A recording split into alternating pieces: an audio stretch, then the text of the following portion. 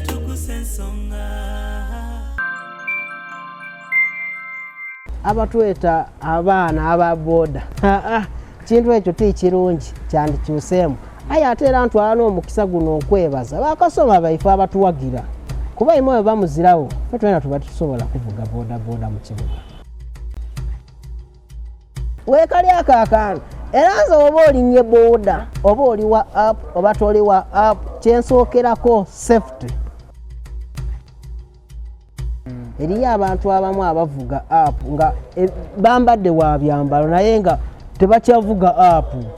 bambadde bya kati gwoyinza omulinnya nti mutuufu naye nga ebya app yabivaako sanga bamugoba n'okumugoba.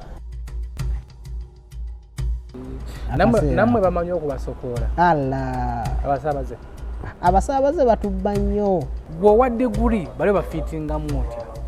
Tubeera kuba kati wobeera wa boda kyolina okusooka okwekirizamu nti oli wa boda.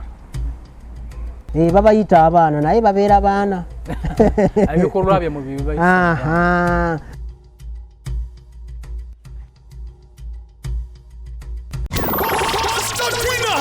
Takutuseko live ku Hockey Ground Serukoko. Live worship concert. Jakutusinze obwengula bubikuke ngabolekeddwako n'abasinza abalala ab'amaanyi bangi nga 3 mwezi guno ogw'Okwakubiri 2023 okuyingira emitwalo 2 mitwalo 5 ba VIP nga y'emmeze y'abantu 8 yakakadde kamu. Tiketi gyefunira okuva ku Worship House Nasana, Family Life Church, Spirit FM oba ku mutimbagano ku www.quicket.com. Bikutusibwako.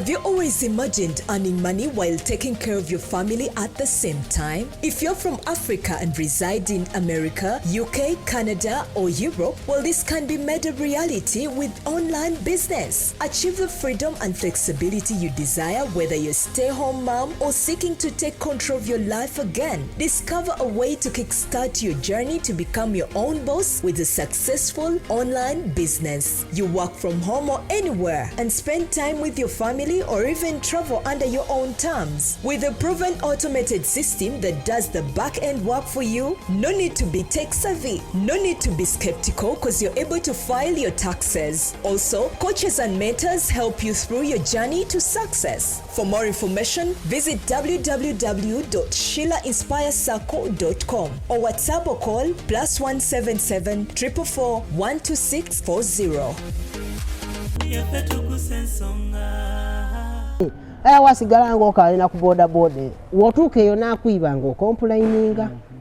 Boda edindi mwegendereze namba plate dino.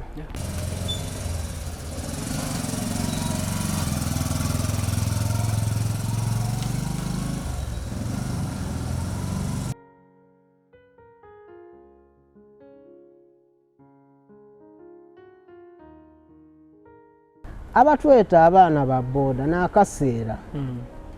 omulimu gwa boda mugutwale ng'ekintu ekikulu ennyo, kitwale ng'ekintu ekyovunaanyizibwa kuba eno boda gy'olibona eriyo abantu abasomye nga basomere ku boda eno nga ne baweerereire abantu bazimbye mu boda dino. Omuntu ayinza okuba nga ali mu kikuubo eyo ali kuyiriba ni rent aye ng'owa boda alikola akasente ke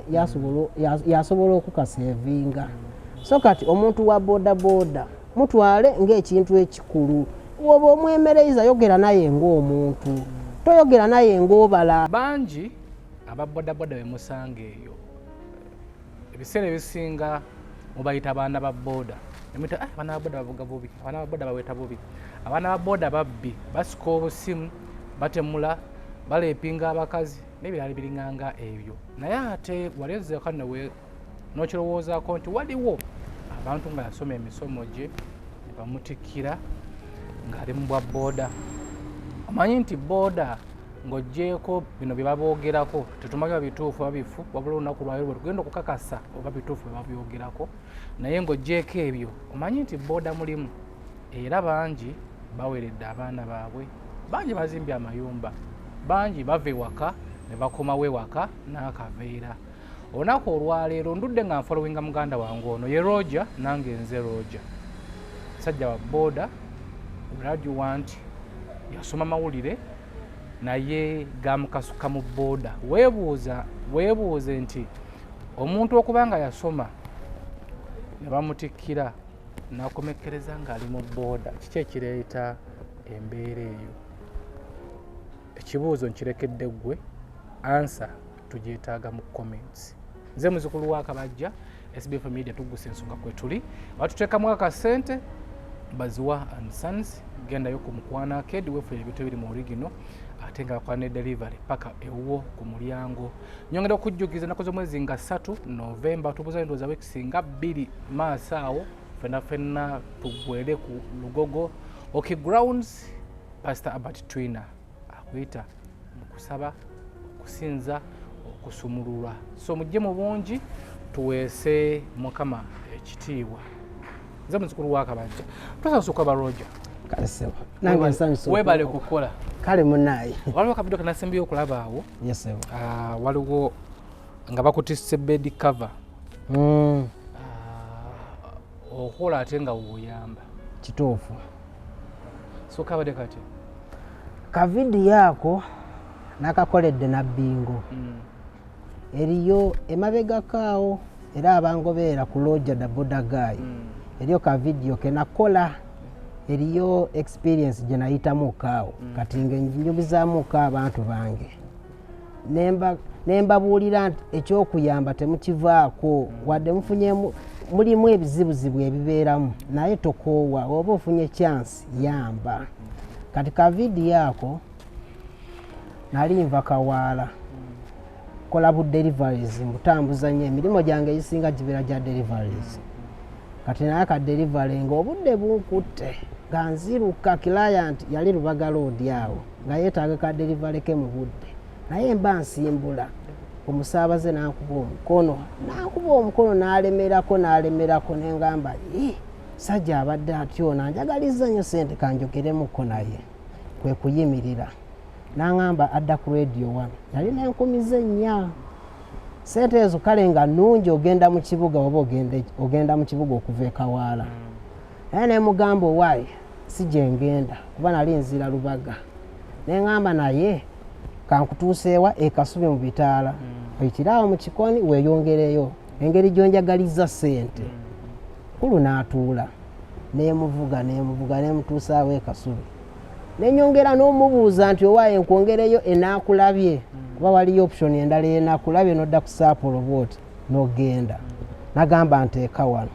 kati nze neneeyongerayo ku Lubaga road ku Centenary Bank we nali ntwala delivery yange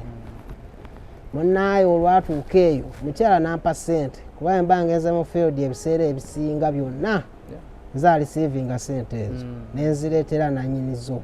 kuba abantu abamu bakiraya abamu basumbuwa agamba ajja muteerako tamuteerako eriyo abamu betusanga nga baliyo baku mafuta atalina wantu wamu wabaddewo nsobola amusanga kati olwatuusa eri omukyala nampa sente okukwata bwe nti okumuddiza balance nga sente nzirabako ezange eziri mu jaketi nga mu jaketi sirabamu sente nga zagudde omusaabaze omukulu oli gwe nasitula gwe nayamba yagenda n'esente zange nenyumizaamu kaawo abantu agamba ojja kumufuna abeera mukaawa kunze nedda sente zaali gumu nga 7 ze yatwala neŋŋamba sente ntono Mukama yajja okumusasula ebyo mbikwasizza Katonda yamanyi yamuleese era yantuuta eri gyengenze okukimanya kusanga singa oli omukyala abadde ampadde buwi sente nga si byakumuddiza balance sanditegedde osanga nandibadde nsitudde bakasitoma bangi kati awo kyandibadde ekizibu ogamba sente zino zibuze zitya naye oli omukulu wategeera ota ndi yazitwala kuba yekka yatuulako ku boda nammwe bamanyi okubasokoola abasaabaze batubba nnyo ndowooza tujja kutuukawo okundowooza ebizibu bye tusanga tusaba kutubuuliza ku bantu banyumiza emboozi lwaki tuze wano balamuseeko abantu abalabi ba SB4 Media nze Wagubi Rogers Facebook neyita presenter Wagubi Rogers teto ya present eyo najagala kuva buto kuba media industry mulimu abantu abansikiriza nnyo okusoma ebyamawulire bino bye nasoma kwegamba nga mpulira nnyo njagala okwogerako ku muzindaalo okubeera mu radio nga nange empeereza abantu kyova olaba kataito ka presenter akonki akalemeddeko musaada musoga vaigange eyo soko baramuseeko mu lusoga muna abali kubona SB4 Media mwena Uganda yona okutwaliza awalala ndi kubalamusaako n'ekiramuso nti muli mutya mwebale ku followinga SB4 Media ebintu bye byona byakola mwebalire irala. Tutandikira mu kusoma. Wasoma era oli graduate naye wesanze oli mu Boda. Wasomera wa? Nasomera Nkumba University naye nga nzije nga nsomera amasomero amangi eriwa emabega naye nga university yona gisomera Nkumba. University wasomera Nkumba ne bakutikira? Ne bantikira. Omuntu asobola okwebuuza omuntu eyasoma n'atikkirwa lwaki ali mulimu guno? Ekintu ekyo sinze zeka ali mu board yatikkirwa kyekisokera ddala oze kukiikirira banno batukigamba ate n'ekirala bantu gye bali eyo bangi nga baasoma naye nga tebaafuna kakisa kufuna mirimu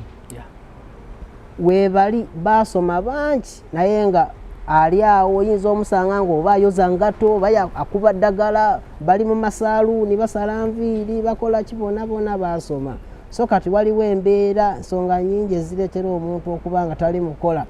omulimu gwe yasomerera ayinza okuba yagunoonya gwabula ayinza okuba nga kale yagezaako okuzinoonya n'azifuna naye nga esanga akasente si kalungi atekamuyisaawo webityo. Tutunuulire gwe nga gwe wagezaako okunoonya omulimu? Mirimu naginoonya atandika okunoonya emirimu nga nkyali mu sekendiya. Eriyo rediyo ebusoga eyo bagiyita Radio 1 ndowooza ze zimu kati ku z'amaanyi eziriyo. Nina mukwano gwange akolerayo bamuyita wabuyi ziti eriyo Alafat eriyo bangi webali nakapancu naye yazzeeko webali bangi. Radio nga bakyakirininga okugitereeza wetwamanyira tuti radio egenda kugulawo netugenda naye tetwafuna kakisa era tuzze nga ngezaako okwapulayinga naye ngaera sifuna engeri muntu gyoba tolina bumanyirivu experience ate emirimu egisinga abantu bonna baagala experience kati awo kikubeeramu kizibuzibu. So ng'ovudde ku kweyo radio anoonya wa omulimu wano mu Kampala? Wano mu Kampala anoonyako ne eriyo olupapula lw'amawulire lunagendako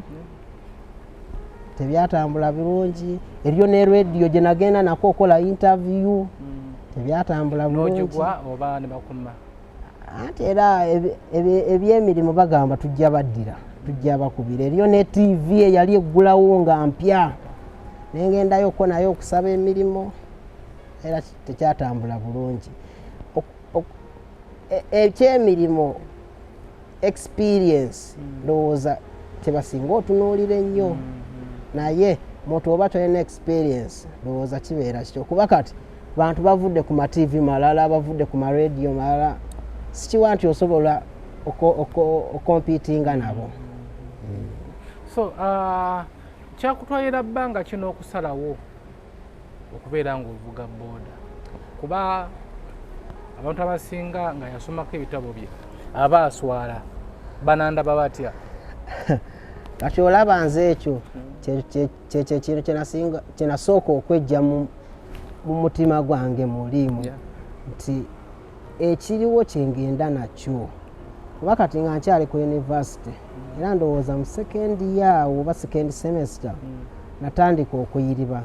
naye n'emikwano gyange akagurupu bangi naye nga bo ebiseera ebisinga babeera eno Kampala balina zi bizinensi zaabwe kati nga nze abeera ku ssomero nze akiikawo webeera koosi waaka tula ku laptop kiro kiramba koosi waaka nemukola n'ebimu ebibuuzo nabyo kuba kati bano nga babeera bize nga time balina ntono kati nga nze wemmala ekibuuzo kyange nkwate nenkola ekyabwe just kuteeka ka index number bwekyo nenkikuba mpola kati kubamu abalinga ne business eno nafuna omukisa bamuyita Kenivo yali alina edduuka e Busegaawo nga asuubuza buveera kati ng'eriyo abaana abamukolera kati nze weekend we yatuukanga nga nva ku university nga nzija eno e Busega nga ntambuza obuveera bwe batunda buno obw'Ekenya bwali bukyaliwo bumaziwa nga mbutambuza kati kaveera ng'oyinza ofunako ebibiri ebisatu ebina nenzirayo eri ku university zo nezinyambako mu koosi waaka mu kugula bupamfuleti kuba kati omuzadde asasudde school fees asasudde kamu 7 kamu 8 atoddawo omugambo waliyo ka pamfuleti ka 8 waliyo ka pamfuleti ka mutwalo kiba tekijja so kale nasooka kukola buveera nenkola obuveera obwo nembutambuza nensirako kapikipiki ka Jaguar nenvuga nensirako ne ku bajaji olukapiki kali kaniko kapiki ako kali ka Filipo naye yali asuubuza buveera kati ng'eriyo omu obutali wali nga buli eno kati ono naye naneesiga nankwasa akapiki kaako nenkavuga nga tubalansinga ekyo nakyo kyanyambako so olwo piki eno maze ebbanga ki ng'ogivuga piki eno kuba ebyange ndowooza bitandika byonna nga ndi ku kampasi we nali ndi ku kampasi era ndowooza byonna awo kati awo nga ndi mu 3rd year ndowooza 1st year awo natandika ogwa boda nga nvudde switching olwo nva mu buveera nzira mu boda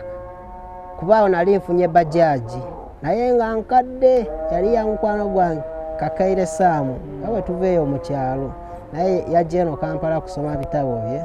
kati awo ne tukwatagana nga yavugamu emisana kati nga nze nvuga ekiro kati awo batuuka okuntiikira nga nvuga boda naye nga ngivuga kiro kuba nanyiniyo yali agivuga emisana kati olwamaliriza okusoma ne bantiikira ewabeerayo mukwano gwange bamuyita Alan kati ye nangulira boda naye yali nkaddemuko naye era ng'etawanyamuuko kati olwangulira eyo naye ng'era waliyo omukwano gwange omulala ayagala okumpa boda eyiye nga yaludde ekiseera ng'agamba nkuwe boda yo yali bajaji nga nayo mpya yali ku namba UEP nga nnungi wadde bagintwala nako mu lockdown awo kuba naye nakagivugako weeks nga 2-3 lockdown nejja ne baggala nawo naye nga nina boda eno naye boda eyo teyalutonda mu lockdown we bagitwalira mu mbeera enzibu ennyo si basirikale era si boosi waayo bamuyita Mugisha yali muvuzi wa safe boda naye munaye twakola omukwana awo mu mbeera ey'okuyamba eyo sajja yakomekereza nga agenze nayo kuba kati lockdown wali tositula muntu naye ng'ositula bitereke naye ng'embeera nzibu kuba kati okuggalawo okuba mujjukira bulungi kyaggwawo bugwe tekyaliwo okwetegekera lockdown eyasookera ddala eyo tekyaliwo okwetegekera yadde kati nga tetulinawo kasente sigamba nti oba twali tusevinzewo oba kyali kiki kati nga tubeerawo mu kikoni waliwo restaurants nga zo zakwatagana ne safe boda ziwa bakasitoma bayitira ku app n'ogendawo n'opikinga emmere kati emmere gye twali tuvuga kati nga tubeerawo n'amasimu gaffe 2 erire n'eyange ye wasooka okufuna oda nga atwala nange bwe nfuna oda nga ntwala nga tudde ewaka nga tuyiiya tufumba tufuna kikye tunaalya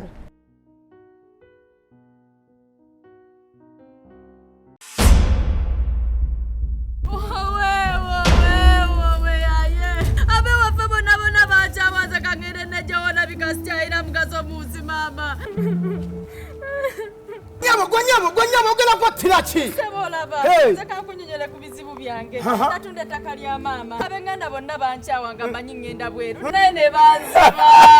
Gwatamanyi wano e Uganda waliwo emirimu. Gwatamanyi wattuba jobu egyeseze nateete. Bagaba emirimu. Nsobola ofuna omulimu. Nkugambye baagala abatasoma, ayasoma, emirimu bagikuwa. Kati nange ogenda kuntwala. Gyakutwale kati. Ngeze. Uganda. Agency Limited beba kabaka iraba namba emu kufulira bana Uganda emirimu wamuna mu abagala abakozi basange bakampala na tete ku Matai Road tetutende ya bintu okumunya ebisingawo tukumye ku noti 773 7 tinana mukaga 17 ne ku noti 757 ana mu 2 11 noti mukaga.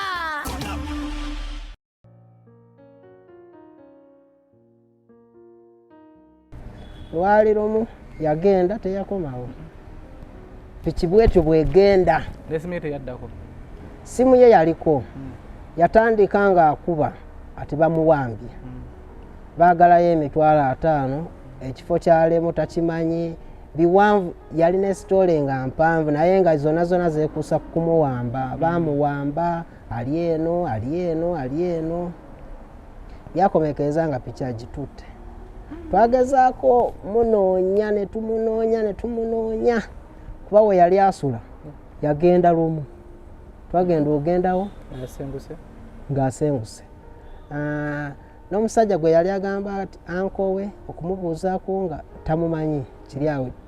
kyamaanyi kati netunoonya ne trackinga obusente bwonna bwe nali nabwawo mu lockdown nembuwa abasirikale ne trackinga netugenda ekayabweyo nga tusula nayo bagamba tyaba trackinga emirongooti bagamba mbu eno ennyumba gyasulako baba wasimanyi points biki nga tubeeraawo netuswama teyalabika teyali nayo naye kama Katonda yayamba era twamufuna twamufuna okumufuna kati biri byonna byali biremye nga tugezezaako buli kimu nga kiganye nenzire waka nengamba sajja bwati bwasazeewo okunsasulamu tekirina buzibu kamule naye ng'esimu ye ngifiirako nga simukweri simu nga kweri naye abatwakinga balemererwa omufuna sente zonna ne zigenda naye kati yemabegako ng'amukubira amasimu kubanga nzuukuka saawa 7 saawa 8 ng'amukubira amasimu takwata ate ng'olumu agajjako olumu ogwikiriza neyebeerako naye nga takwata kati lwali lumu zijjukira zaali saawa 12 nenjikuba omukyala n'agikwata nemugamba waayi Mugisha waali ati taliiwo ati atambulira ku mmotoka y'amatooke nze musabyeko simu nkozeseeko abaddeko n'eddakiika kunza otyo omukyala ono kati mutwikinze ntya nfune Mugisha nemugamba njagadde omusindikira sente naye yagamba namba ye erina obuzibuzibu ebya pinikoodi ebyo biki oba yagyerabira nagamba teeka ku yange kati omukyala nsomera enamba ye yennyene gamba ye kati nga mutwikinga mugamba naye sente ndowooza katuzimuleetera ogenda kuzimuwa gamba tuli Kibuye ku katale tugendayo ekibuye ku katale speed naye ndowooza olwatuuka ekibuye katale esooka ne tugenda ku poliisi tufune abasirikale oli we tutamulaba wakiri tukwate ono omukyala banaafuna engeri gye batwikingamu oli Mugisha najja twagenda okuddamu okuba amasimu nga batufuula bize ndowooza oli ng'akomyewo ono n'amubuulirako eriyo abakwetaaga kino na kino teyaddamu okukwata kati awo ne tuddayo ku biri ebya tracking byetwaliko paka bwe byalemererwa nenkomawe neŋŋamba naye kati lwaki tracking ono omukyala netandika okubira omukyala amasimu ga kumukumu baawe nagetinga concern nagamba nakwata esimu nagamba owaayi oludde okubira mukazi wange esimu buzibu ki musajja nemunnyonnyola yali muvuzi wa boda naye nemunnyonnyola nemugamba owaayi kino na kino musajja oyo yakolagana n'omusajja gwe twagala era akiwaako n'obujulizi nayogerako naye n'aŋŋamba Mugisha amumanyi era bali wano ku matooke w'ebiti amuwaddeko simu kugikozesa kati oyo amanyi Mugisha gwe twagala naye mukyalawo tetumulinaako buzibu twagala atutuuse kwoli Mugisha sajja n'agamba ngenda akuddira netubeerawo naddamu nankubira oluvannyuma nga wayiseewo kesaawa nanga ati omusajja gwe mwagala kiba kituufu nga webityo webiri musajja oyo tumumanyi naye wabula njagala osooka onzijemu ojja kumpayo emitwalo gyange 3 engamba emitwalo 3 mu mbeera eno eya lockdown era nga sirina ssente kuba ssente ezisinga zonna zagenda mu bali abatulakinga sajja ne tumwegayirira zijukira ndowooza namuwa emitwalo 10 n'atutwala yali makindye mugisha yali makindye ne tugenda sajja twasisinkana awo kibuyenga ku poliisi ekyo ekivaako ekyo ekidde eno ku gundi ekikomawo eno ensambya sajja n'atubriefingamu awo n'agamba nze ebyange mbikolera amateeka tugenda wa chairman musajja tubatwale neefuna abasirikale bange eri ekawaala nenzija nabo ne tugenda ewa chairman musajja ali yafuna n'obutuze nno ng'ali n'ebitabo bya chairman nebabiikula ogutabo ne batulaga akafaanana ati si yona omusajja kuza omusajja yoyo tutuula awo ne bakkirira eyo wansi ne bakomawo naye sajja nga bamukutte saala za Katonda yali ku boda baali bamumanyi mu katundu ako ng'ali muteekawo ne bizinensi y'amatooke kati nga ali mukuba kiyumba ky'amatooke kati eyo gye bamujja piki yagibba Kawaala najja Makindye twali tubeera Kawaala naye kubanga restaurant ezaali zikolagana ne SB4 nga ziri awo mu kikoni kuba ebiseera ebyo nze era nga mbeera Kawaala awo olwagenda tetwamanya waje yadda ne tumunoonya tuddamu omulaba mu mbeera eyo ng'ali Makindye awo olwo bamukwata piki yali yagitunda oba ng'akyagirina piki nga tagirina kati olwamukwata bamuleeta bulungi ne bamubuuza ono omumanyi ati amanyi piki wagitwalawa ye kyeyali agamba ati piki eyo bagibba naye bagitubbako abantu abo 2 nze naye naye lwakuba nze ebyange byonna nali mbikola nga ndikodinga kuba oyatandika Katembo oyo nemanya nti ono ayinza okuba ali mutwala piki mu magezi ate ayagala kwongerako 5 recordings nali nzirina zonna nga nnyingi nenzibateerako awo kwegana ne bakakasiza ddala nga omusajja yabba piki naawe nyene tumutwala ekawaala Kawaala eyo n'abeerawo wekisinga 2 naye kati amateeka gagamba nti omusibe gwalina omuwa emmere singa abantu be baba tebaliiwo naye ng'emmere nze sigimuwa na kugimuwa n'abeerawo wekisi 2 ne bangamba bagenda mutwala mu kooti kunze tekirina buzibu naye nga yagaana okugera ku poliisi ekituufu ati oba yagitwala oba kiki naye nga nabateerako recordings baziwulira buli kimu bakimanyi ne batufuwadinga ku kooti twali wano Mengo byali biseera bya lockdown tebagendayo temugenda mu kooti nti mugenzeemu bantu bangi byalinga bya Zoom eri gye baba tutte mu makomera kati baali bamuwozesa nga bakolesa ku Zoom ebyo bya Zoom ne bagumusalira emyezi 3 n'okusasula piki gye yabba bamutwala eyo Kasangati mu kooti yo yakkiriza nti piki yagibba yamala nakkiriza omusango yakkiriza ne bamusalira emyezi 3 kulima okubeerayo mu komera n'okusasula piki ne bamutwala Kasangati kati awo ne tubifollowingako naye waliyo nga twagala ogendayo okumanya ekibonerezo kiggwako ddi era tulabe tukwataganya tutya naye atusasule piki kati ku kooti eno eriyo ekipapula kitwali tulina okugenda nakyo eri naye nga buli we tujja ku kooti ekipapula ekyo twakifuna leeti kugendayo ku gondi bw'omusibe yali mulungi ate engeri gye yali omulwadde yali mulwadde w'akawuka kati ne bamuta wadde saafuna nnyo bwenkanya kiri awo naye okumulabako nakyo kyangumyako kunze mugisha ono nzemu nemulabako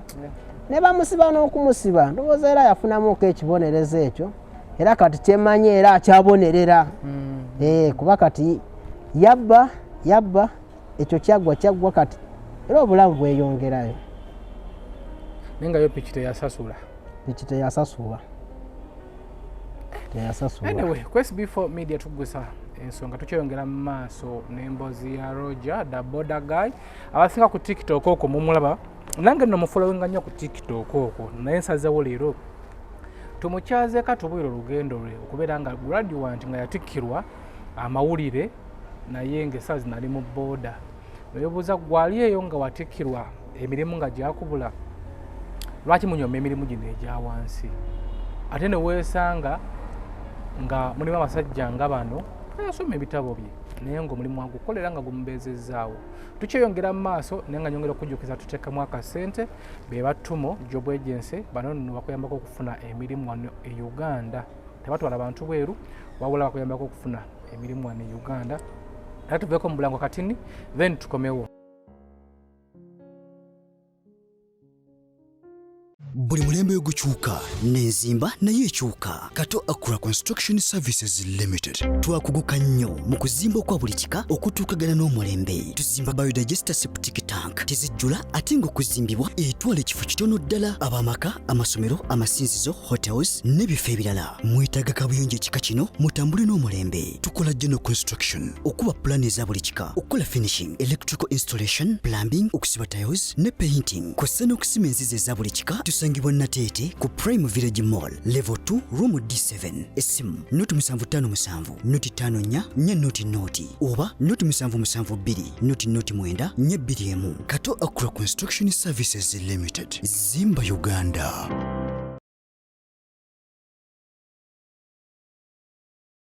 Are you interested in upgrading your sleeping and bathing experience? Then Ziwa & Sons is the right spot for you. We sell blankets, bed sheets, duvet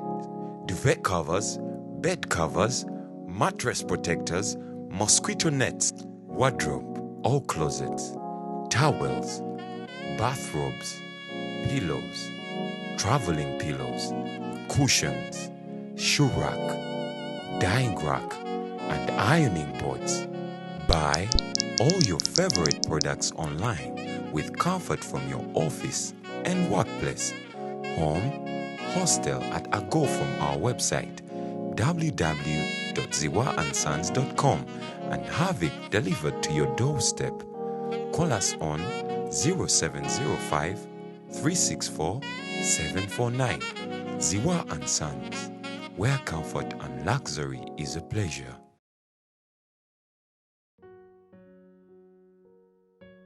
Kyeyongera mu maaso n'emboozi Roger the Boda guy. Sometimes tulaba bulabi abana abantu naye tabafaako. Bano abantu balina emboozi nnyingi ezisobola okuyambako gwali eyo okubeera ng'ofunamu ekyokuyiga wamu n'okuguma. Sometimes abantu basoma nobasanga nga beetuze mirimu gibuze asazeewo okugenda ebweru n'omusanga bw'obanga agenza ateeyo mu nsi ezo ate ng'asaba buyambi muyambe muzize e Uganda. Naye nga walaba oti ku Roger nga wali osomyeko naye Endejje University ng'ali ku Boda Nkumba Ntebe wali kusomera Nkumba Ntebe n'omusanga ku Nkumba University ng'ali ku Boda osobola okuguma olwasanzeko be masoma nabo ku University yemu webali naye bo wadde tebali mu mulimu guno naye era nabo bakola bintu birala naye nga mubasanga mwesisinkana tutera okwesisinkana wali omuvuzeeko bo mbavugira ddala ne ba obi bange okuva ku high school mbavuga oli agenda nali kwesinga ku app olugendayo nga yeye fena ne tubeera surprised webali mbavuga tofuna ku kusomozebwa bw'okujerega n'owulira nga oba otiddemu kyo sikirinaako buzibu nze omulimu ogubeerawo gwonna ne bwenkeera ku makya Boda negaana ngenda wali nenonda obucupa waka singa nali nyooma emirimu nandibadde sitambuza buveera ebifaananyi weebiringa ntambuza obuveera ntambuza ebifaananyi weebiringa ndina ku piki kajja gwanga nsitudde obuveera bwe buti Vero bona bukoleranga nga ngenda nena manvu eyo bweyo gena ali nayo mukwano gwange bana kola ko ne Coca-Cola company ze jakola avugaga motoka ga trailer mukulu Kasone Vincent kulu Kasone Vincent sente zona zinasoma zava mu Coca-Cola musajjo nga avuga trailer kati olwamala senior 6 nanyingizayo keyo gatubera bya kutika bino kutika eyo motoka ezi box body zitwala soda Kongo wayo nayo ne ba Sudan kati ngezo bantu be bazitika naye zineza company folk aba folk be bazitika kati awe nandibadde nyomere Emirimu naye zona eje Emirimu nagikola buli mulimo nguyiribye teri omulimo gwetakoze baba ebirungi bingi ebiri mu Boda naye n'ebibi bingi tutandikira ku bibi ebibogerako batugamba nti aba Boda se batugamba twira ku mawulire abatta abantu bayitira mu Boda ekyo bibadde okimanyiiko era nga bwe bakyogera bayogera abatta abantu baba ba Boda naye ndowooza oba okitunuulidde nnyo naawe nga weekanya bulungi zino ensonga oyinza okubenefit okugamba nti aba Boda bayinza okuba nga babawaayirizamuko oba akatonotono kuba kati nze wembeera owa Boda ndi wa Boda bwenti simanyi na mundu bwe sigikwatanga nako simanyi esasi lifaanana litya naye nga nze agenda okuba omuntu esasi olaba ekyo kiyinza okuba nga kisoboka ekyo gwokiwakanamu ekyo kale sikiwakana nti nkiwakanira ddala naye nga kunze ndaba nga tekisoboka tudde ku kyobubbi nze nange banzibako aba Boda kyekyobubbi kyo kituufu nabanzibako nali nva webwebbala eri awo Kololo Casablanca twali mu ssaawa ndowooza nga 9 gwa kiro nkoowa ne bakyali bange mbagamba tugende waka bagaana nkoowa ngamba kaŋŋende nasanga owa Boda ku stage nga lwo n'abanna abalala nanjayaanira limwe abange namakindi nti 13 naye nga bakiri bayitamu 15 ku kakaaga nengamba naye ono asabye 13 n'ennya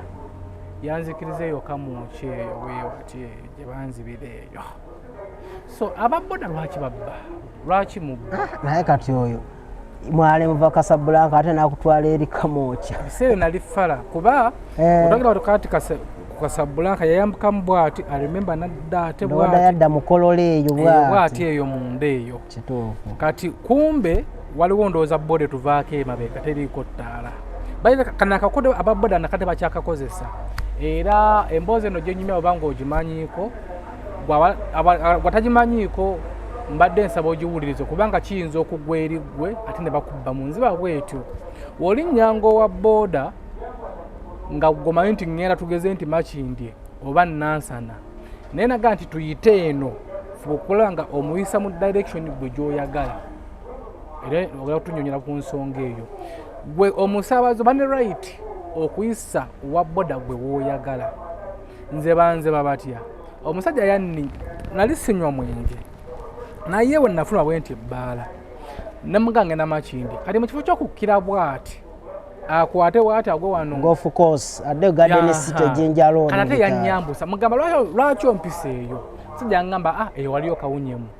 kakati bamala okunziba nenzujuka ate nze atanywa mwenge kawunyemu yali badde ankwatirawa sajja nannyambusa eyo kumbe baba bwe bati wamala okukonvinsinga ogende mu direction gy'oyagala ye gy'ayagala wabaawo munnamugobera naye nga talina ttaala kiwadde okimanyi kaakati ng'avuga akutwala eyo mu bikomero ba mu nsiko ze bantwale mu bikomera nga teri bantu waliwo bikomera kati kumpi waliwo Boda etugobera naye ebamu ka distance tekuba tatuusa kumanya nti waliwo atugoberera tutuuka amakubo we gaawukanira waliwo erya lidda lino eddala lidda wamu n'ayimira n'agamba piki esise n'agizikiza n'avaako ku Boda n'agiwunzika bw'ati kati banabale batugoberera nabo ne batuuka ne kuvaako omusajja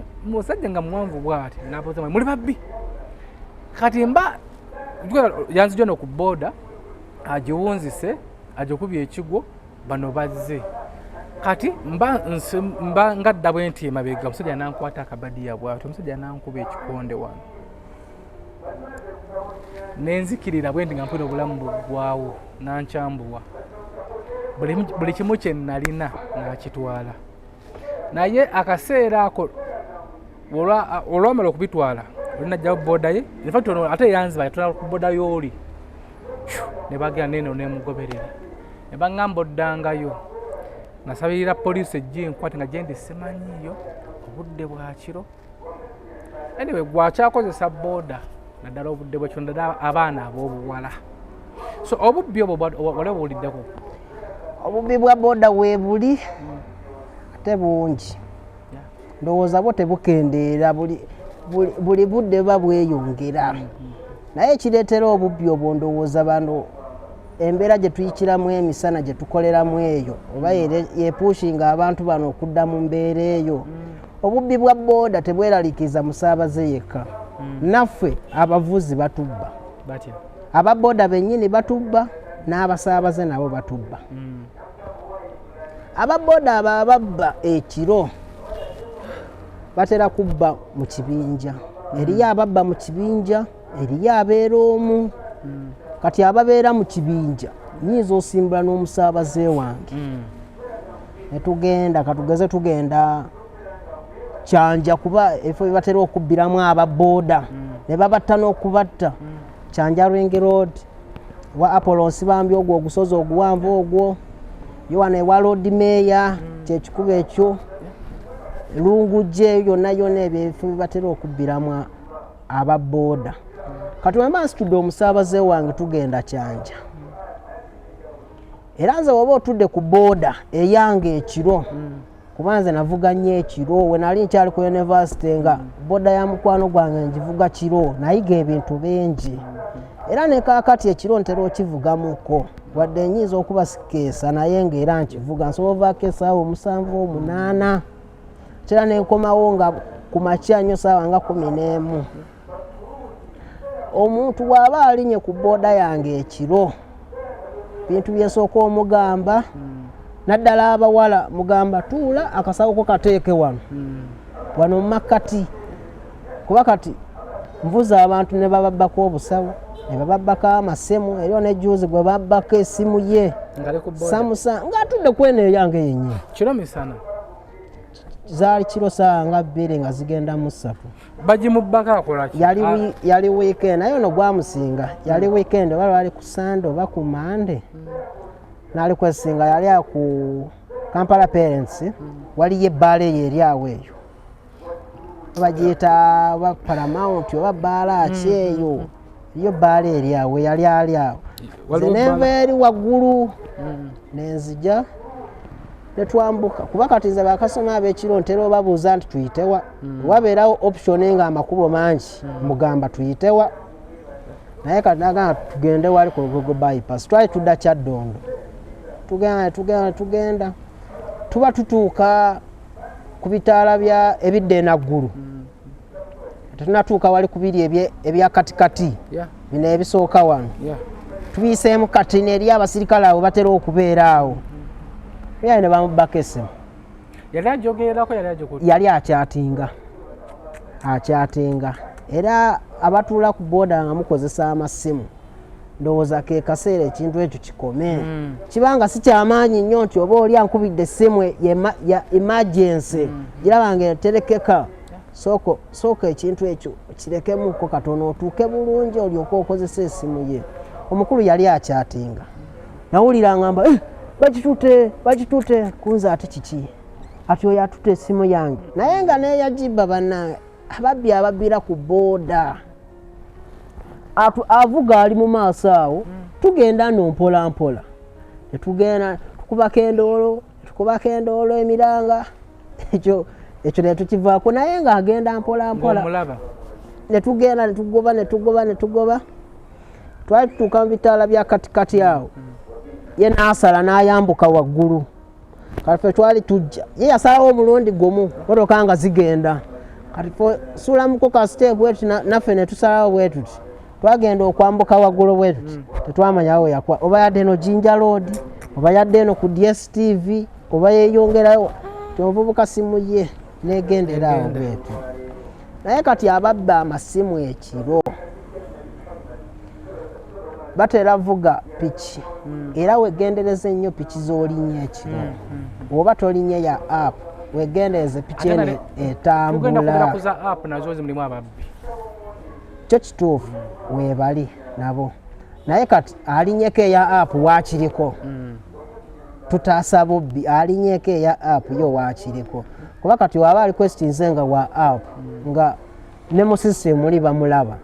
wasobola okubeerawo k'entandikwa n'ogamba owaayo wa Boda ono twakozega bwetu ne bwetuti ne bakola okunoonyereza.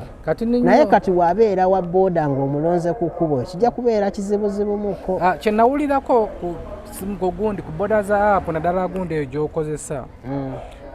mwalimu simanyi oba bikyalimu, simanyi oba byali bituufu, bannange bannyumiza. Bwe babba ye yanyumiza, in fact yali atukola story.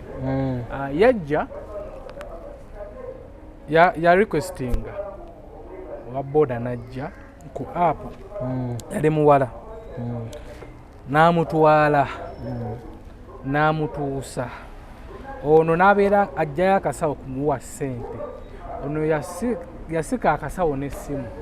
Jjukira essimu gy'okozeseza okurequestinga tolina ngeri gy'ogenda kuloopamu kuba essimu nayo baba gitudde, so ye kyeyagwako. So embeera kati gwe wa app embeera wekutuukako ng'oli akubbyeko essimu ate gy'okozeseza okurequestinga okikola otya? Osobola okukozesa simu endala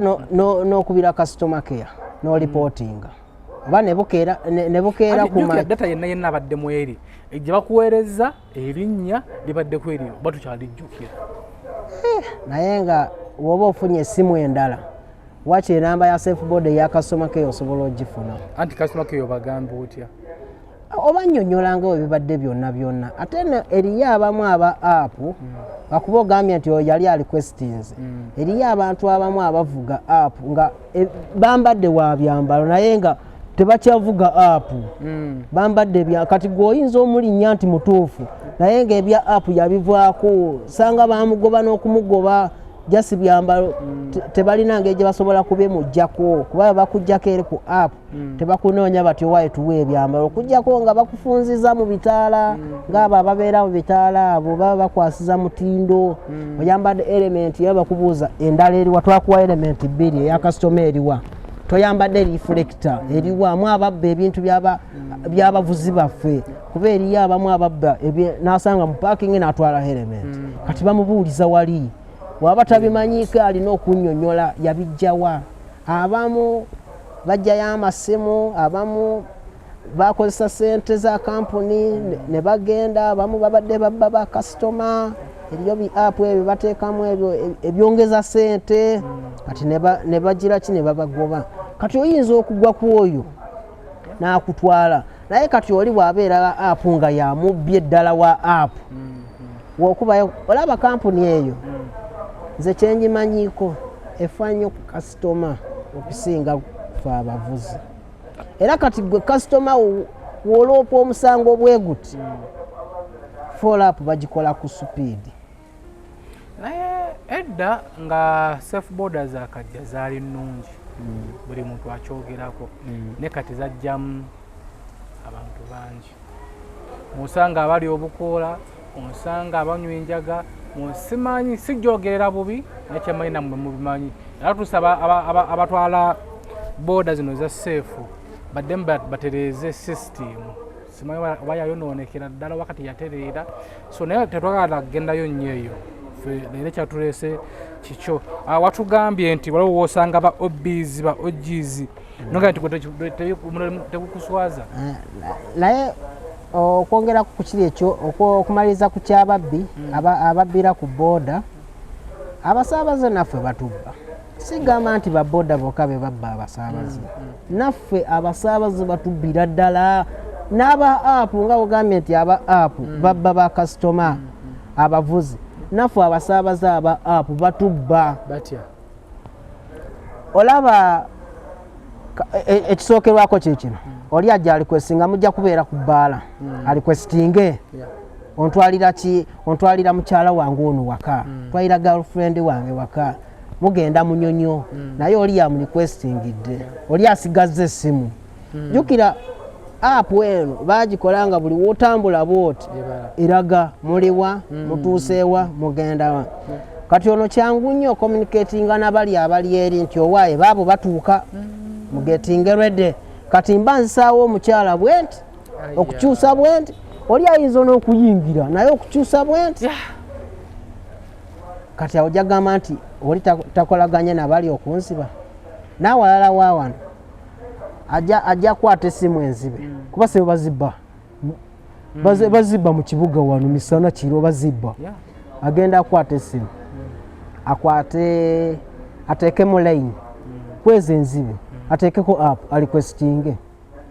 anzibe oluusi atwale n'eppica atwale amasimu buli kimu kyonna kyonna simu eveeko agisula n'ogisula ngenda kumugjawo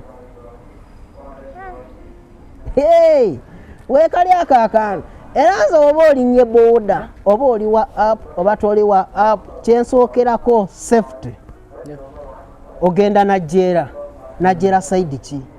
ku tosha kunze okoma ku mafuta tosha kunze tula tugende naye bwanziza mubena ati tugenda wano tutuuka wano tugenda kukkirira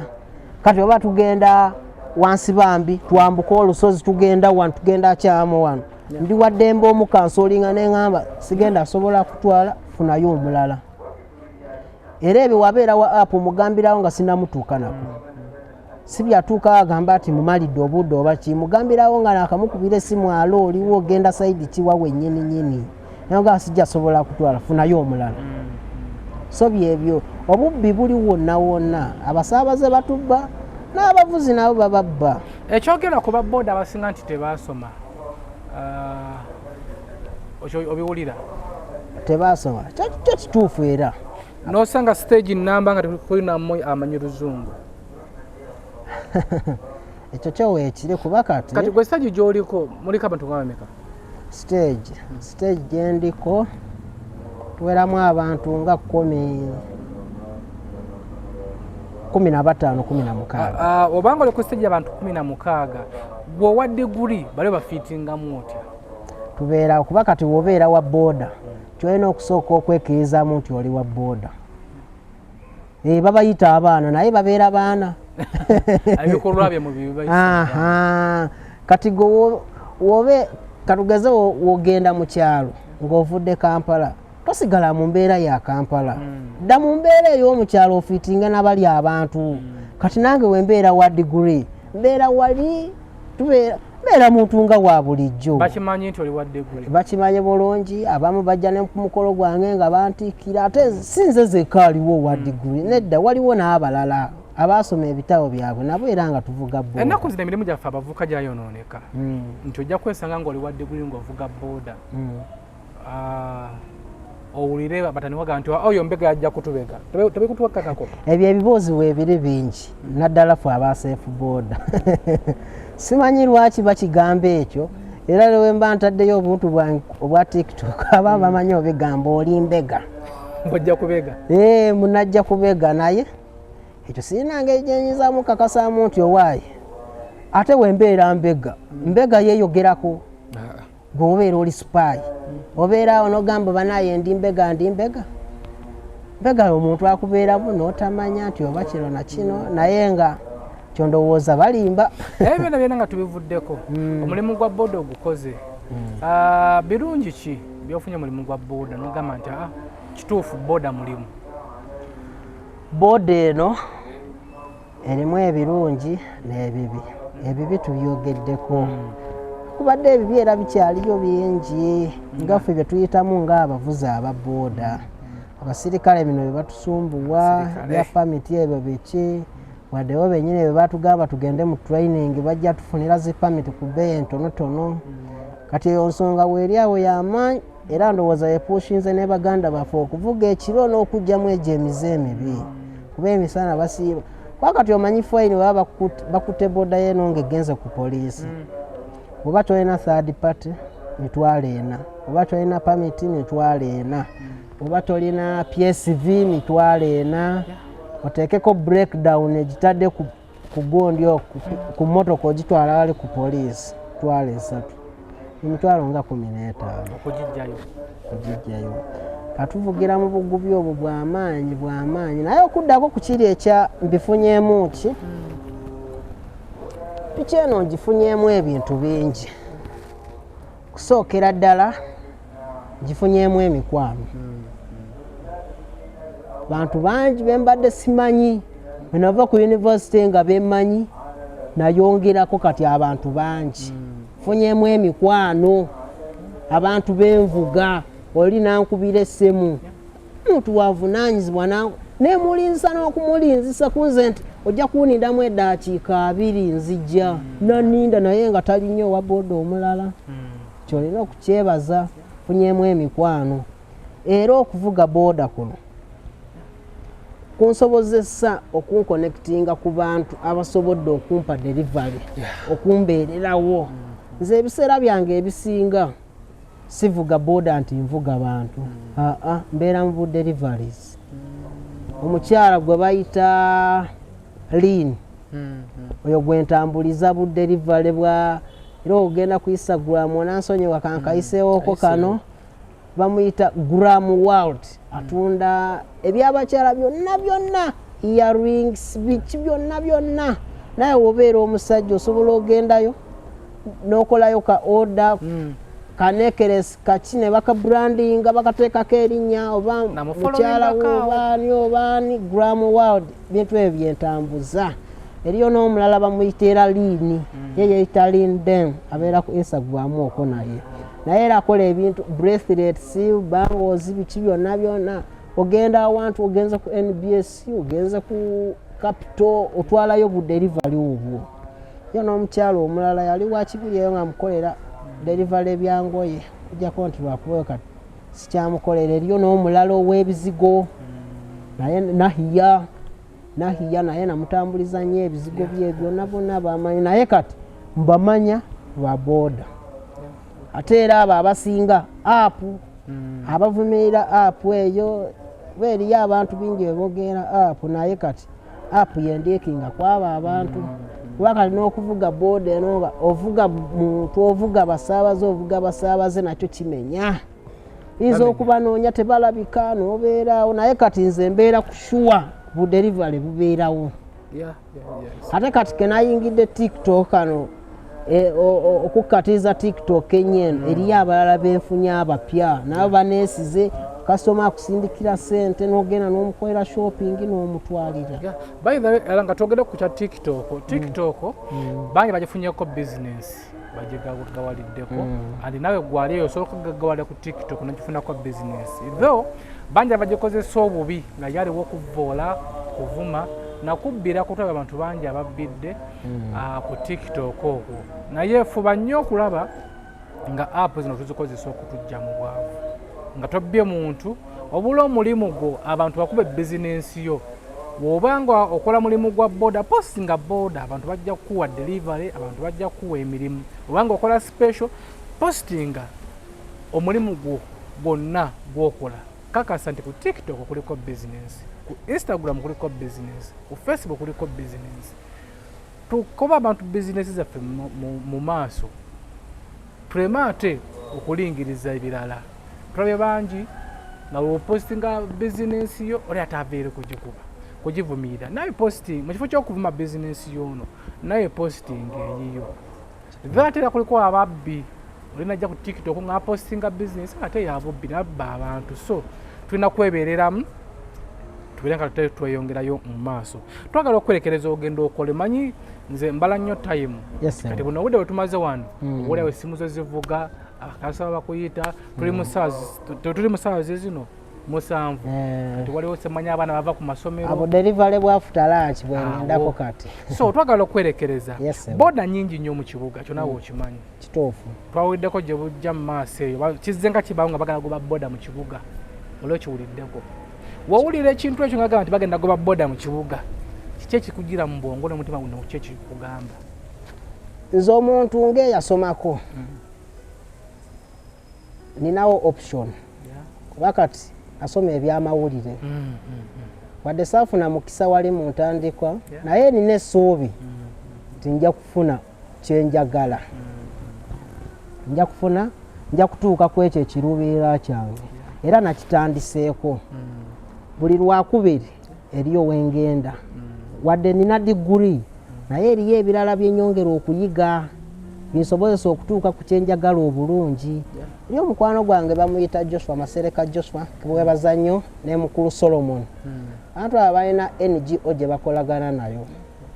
oli yasoma ebyamawulire kati ye yafuna omukisa n'afuna abakwatira waka waabwe gye bagendamu eyo mu NGO be bakola kamera biki byonna byonna kati NGO yagamba batraininga abaana kati byebyo eriyo kilasi 2 ey'olwokuna n'ey'olwokubiri kati tusoma batuyigiriza kamera eyo okugite byonna byonna ekikwatagana ku kamera okwata otya okuba otya omuntu ekifaananyi omweditinga otya byonna byonna footage ebyo bye tuliko era nina essuubi nti ebigenda kuntuusa ku kyenjagala so gwe bino tebikukwatako baboda bazigwe mu kibuga ekyo kinkwatako kuba kati muganda wange ayinza okuvuga booda ninamu emikwano egivuga booda kyogamba aba bagenda kudda mu kyalo nedda wabula kino kigenda eri gavumenti okugoba booda bajja kuzigoba naye kati be bagobye ku booda bagenda akola ki omanyi abantu abavuga booda e Kampala wano bantu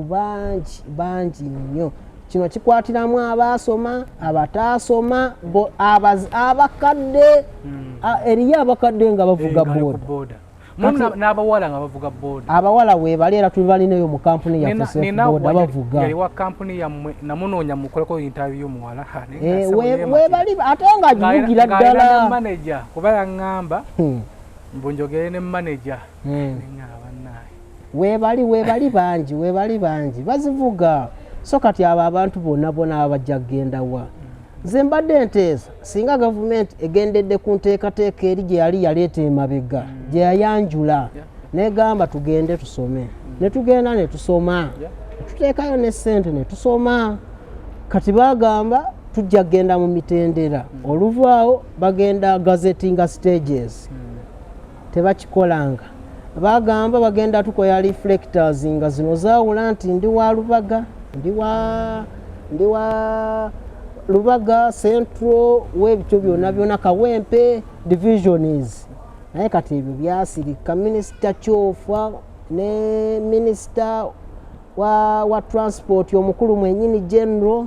byasirika eyo tebabyogera kusinga abadde babitereeze ne babyogerako ne bakwatagana ne abatutwala ngafu aba boda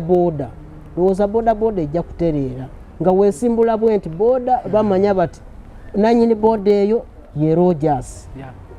wekola obuzibu bwonna obebbye kasawo eba ekoze eki bamanya bati avuga boda eyo ye Rogers tekijja kutuyamba okutereeza boda naye ogamba just boda bazigobye ekyo tekigenda kola kuba kati webagamba bati obaze zireta jams ezikola ki motoka nazo nyingi mu kibuga motoka nazo zikola jamu oyinza osanga motoka zikoze jamu nga mongi naye nga tewaliwo na boda obako obusembayo bwosobola okugamba abantu abali eyo ababayita abaana ba boda bananga gana ga boda gamaguka gana ga boda gavuga bubize abayita abaana kikyo bagamba kati awo ndowooza kandire ku Mulusoga nga tuli mu kukomenkereza abatweta abaana ba boda n'akaseera omulimu gwa boda mugutwale ng'ekintu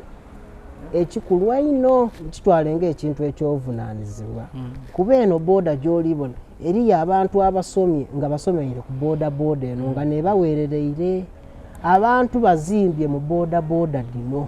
omuntu ayinza okuba nga ali mu kikuubo eyo ali kuyiriba ni rent aye ng'owa boda alikola akasente ke yasobola okukasevinga so kati omuntu wa boda mutwale ng'ekintu ekikulu woba omwemereza yogera naye ng'omuntu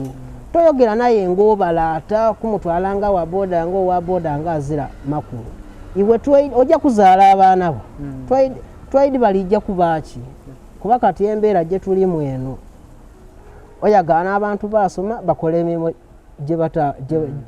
gye bataasomerera ovuga boda nga kuba ezirawo basomesa bati professional asomye agiye ku university yasoma bamutraining okuvuga boda otegeera amateeka ga luguudo kutegeera kuvuga bulungi boda oje ku luguudo so kati abatweta abaana aba boda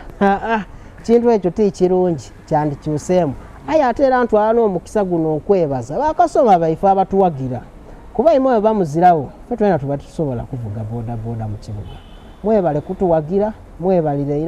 era twena tweyama twida kubatambuza bulungi tubatambuza bulungi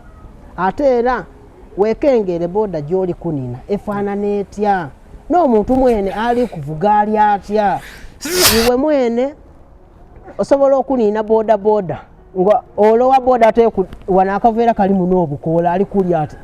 aya wasigala ng'okalina ku boda boda wotuuka eyo nakwiba ng'okomplaininga boda boda edindi mwegendereze namba plate dino eriyo boda boda nga namba plate ba display bati nga tidiboneka nina boda boda ngeboneka bulungi eti namba plate eyo nga niwobanga akutuusisa yanakula kasawo yakubeekona ati osobola okusoma namba plate yo speed wajetegeeza wakiri osobola okujja kuyojayo byonayona ebitebe batwala aba boda boda osobola okufuna obuyambi ne kamera diriwo basobola okunoonekereza boda eyo evaawo esimulira byona bagitrackinga boda nagimaze kubanga boda eno gyendiko kati eno nagifuna kuba nagijjayo na loan nagijjayo loan buli weeki nsasula emitwalo 10 anti kati oli atwala boda yange eri gye nali ntandise nayo yeyanziza emabega ozaza nayo omwaka guweze egenda kugwayo kuba nsasudde na nnyo namba plate yayo eriki UFQ 288P kuba nsasula buli kaseera webale tukyayirako SB4 Media Tuggussa Enssonga tubadde ne Roger da boda guy mu comment so mutekamu ebibuuzo byonna byewayetaaza okubuuza Roger da boda guy tusobola okumuzza tumubuuze ebibuuzo musajja mulungi nnyo tuzze nga tumufollowinga nze kikugamba nti gwe kola omulimu gwo nga mulungi ojja kubeera nga ate ogufunamu obula kasita okola omulimu gwo nga mulungi naye nga tegukola bubi ojja ogufuula omubi boda nnungi naye ate abasinga obungi bagivumaganya SB4 Media Tuggussa Enssonga batuteekamu akasente be batumo job agency egenda yuko wali ku Makai road na Tete obatomanye ebisingakaawo bakufulira emirimu gwe wanakolera wano mu Uganda tebatwala abantu bweru nyongero kikujjukiza nga abayise ba Tomo job agency wamu ne bannaffe aba sente butto wewe nawe nga oli mu nsi ez'ebweru oli mu US oli mu UK oli mu Canada nga olina ebizibu ebikuzimbyeko akayumba tokkiriza bizibu kuzimbako kayumba kubira aba sente butto bagenda kuwa solution ebizibu ebivuddemu otya obufumbo bugaanyi onoonyeza omukyala agaanyi bizinesi zigootanye emirimu giganye kubira aba sente butto tojja kubeera nga ate wejjusa kamada kumala bali ku kamera Albert editor waffe mbere bulungi mwera Tuggussa Enssonga